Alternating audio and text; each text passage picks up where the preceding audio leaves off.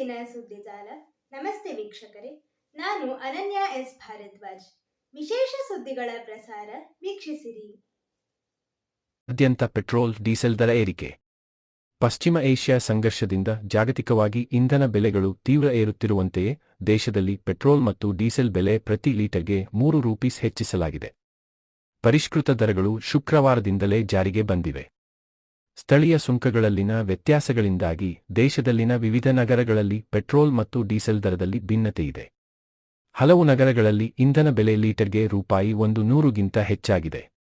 ಬೆಂಗಳೂರಿನಲ್ಲಿ ಪೆಟ್ರೋಲ್ ಬೆಲೆ ಲೀಟರ್ಗೆ ₹102.96ಗಳಿಂದ ₹106.17ಕ್ಕೆ ಹಾಗೂ ಡೀಸೆಲ್ ಬೆಲೆ ಲೀಟರ್ಗೆ ₹90.99ಗಳಿಂದ ₹94.10ಕ್ಕೆ ಏರಿಕೆಯಾಗಿದೆ. ರಾಷ್ಟ್ರ ರಾಜಧಾನಿಯಲ್ಲಿ ಪೆಟ್ರೋಲ್ ಬೆಲೆ ಲೀಟರ್ಗೆ ₹94.77ಗಳಿಂದ ₹97.77ಕ್ಕೆ ಹಾಗೂ ಡೀಸೆಲ್ ಬೆಲೆ ಲೀಟರ್ಗೆ ₹87.67ಗಳಿಂದ ₹90.67ಕ್ಕೆ ಏರಿಕೆಯಾಗಿದೆ. ಕೋಲ್ಕತ್ತಾದಲ್ಲಿ ಪೆಟ್ರೋಲ್ ದರ ಲೀಟರ್ಗೆ ₹3.29 ಏರಿಕೆಯಾಗಿ ₹108.74ಕ್ಕೆ ಮಾರಾಟವಾಗುತ್ತಿದೆ. ಡೀಸೆಲ್ ದರ ಲೀಟರ್ಗೆ ₹3.11ಗಳಷ್ಟು ಏರಿಕೆಯಾಗಿ ₹95.13ಕ್ಕೆ ತಲುಪಿದೆ. ಮುಂಬೈನಲ್ಲಿ ಪೆಟ್ರೋಲ್ ಬೆಲೆ ಲೀಟರ್ಗೆ ₹3.14 ಏರಿಕೆಯಾಗಿ ₹106.68ಕ್ಕೆ ತಲುಪಿದೆ. ಡೀಸೆಲ್ ಬೆಲೆ ₹3.11 ಏರಿಕೆಯಾಗಿ ₹93.14ಕ್ಕೆ ತಲುಪಿದೆ.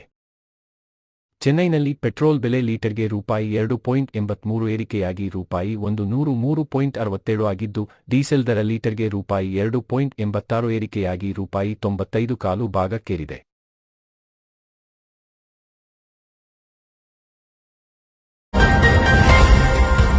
ಪೆಟ್ರೋಲ್ ದರ ಏರಿಕೆ. ಮೋದಿ ಸರ್ಕಾರದ ವಿರುದ್ಧ ಸಿದ್ದರಾಮಯ್ಯ ವಾಗ್ದಾಳಿ. ಪಶ್ಚಿಮ ಏಷ್ಯಾ ಸಂಘರ್ಷದಿಂದ ಜಾಗತಿಕವಾಗಿ ಇಂಧನ ಬೆಲೆಗಳು ತೀವ್ರ ಏರುತ್ತಿರುವಂತೆಯೇ ದೇಶದಲ್ಲಿ ಪೆಟ್ರೋಲ್ ಮತ್ತು ಡೀಸೆಲ್ ಬೆಲೆ ಪ್ರತಿ ಲೀಟರ್ಗೆ ₹3 ಹೆಚ್ಚಿಸಲಾಗಿದೆ. ಪರಿಷ್ಕೃತ ದರಗಳು ಶುಕ್ರವಾರದಿಂದಲೇ ಜಾರಿಯಾಗಿವೆ. ಇಂಧನ ಬೆಲೆ ಏರಿಕೆಯನ್ನು ಖಂಡಿಸಿರುವ ಸಿಎಂ ಸಿದ್ದರಾಮಯ್ಯ ಅವರು ಮೋದಿ ಸರ್ಕಾರ ತನ್ನ ವೈಫಲ್ಯದ ಶಿಕ್ಷೆಯನ್ನು ಸಾಮಾನ್ಯ ಜನರಿಗೆ ನೀಡುತ್ತಿದೆ ಎಂದು ಸಾಮಾಜಿಕ ಮಾಧ್ಯಮ ಎಕ್ಸ್ನಲ್ಲಿ ವಾಗ್ದಾಳಿ ನಡೆಸಿದ್ದಾರೆ. ಇಂಧನ ಬೆಲೆ ಏರಿಕೆಯನ್ನು ಖಂಡಿಸಿರುವ ಸಿಎಂ ಸಿದ್ದರಾಮಯ್ಯ ಅವರು ಮೋದಿ ಸರ್ಕಾರ ತನ್ನ ವೈಫಲ್ಯದ ಶಿಕ್ಷೆಯನ್ನು ಸಾಮಾನ್ಯ ಜನರಿಗೆ ನೀಡುತ್ತಿದೆ ಎಂದು ಸಾಮಾಜಿಕ ಮಾಧ್ಯಮ ಎಕ್ಸ್ನಲ್ಲಿ ತಿಳಿಸಿದ್ದಾರೆ.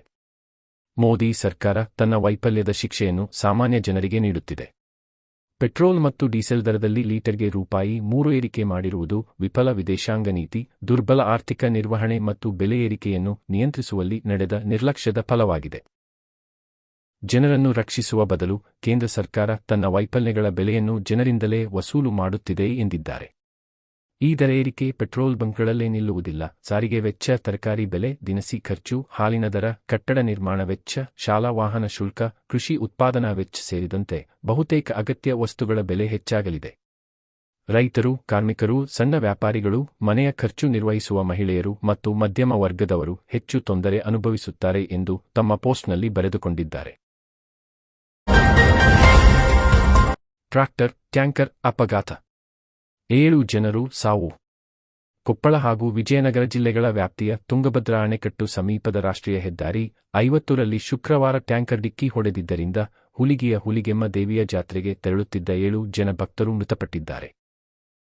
ವಿಜಯನಗರ ಹಾಗೂ ಬಳ್ಳಾರಿ ಜಿಲ್ಲೆಗಳ ವಿವಿಧ ಊರುಗಳಿಂದ ಒಟ್ಟು 19 ಜನ ಸಂಬಂಧಿಕರು ಟ್ರ್ಯಾಕ್ಟರ್ನಲ್ಲಿ ತೆರಳುತ್ತಿದ್ದಾಗ ಸೇತುವೆ ಬಳಿ ಹಿಂದಿನಿಂದ ಬಂದ ಟ್ಯಾಂಕರ್ ರಭಸದಿಂದ ಡಿಕ್ಕಿ ಹೊಡೆದಿದ್ದರಿಂದ ಟ್ರ್ಯಾಕ್ಟರ್ ಚಾಲಕನ ನಿಯಂತ್ರಣ ತಪ್ಪಿ ರಸ್ತೆ ವಿಭಜಕಕ್ಕೆ ಡಿಕ್ಕಿ ಹೊಡೆದು ಅಂದಾಜು 15 ಅಡಿ ಆಳದ ಸೇತುವೆಯ ಕೆಳಗಿನ ಗುಂಡಿಗೆ ಬಿದ್ದಿದೆ.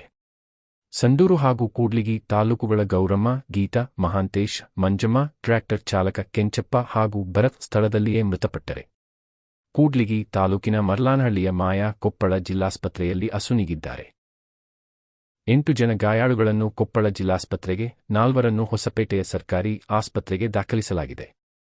ಇದರಲ್ಲಿ ಒಬ್ಬರ ಆರೋಗ್ಯ ಸ್ಥಿತಿ ಗಂಭೀರವಾಗಿದೆ ಎಂದು ವೈದ್ಯರು ತಿಳಿಸಿದ್ದಾರೆ.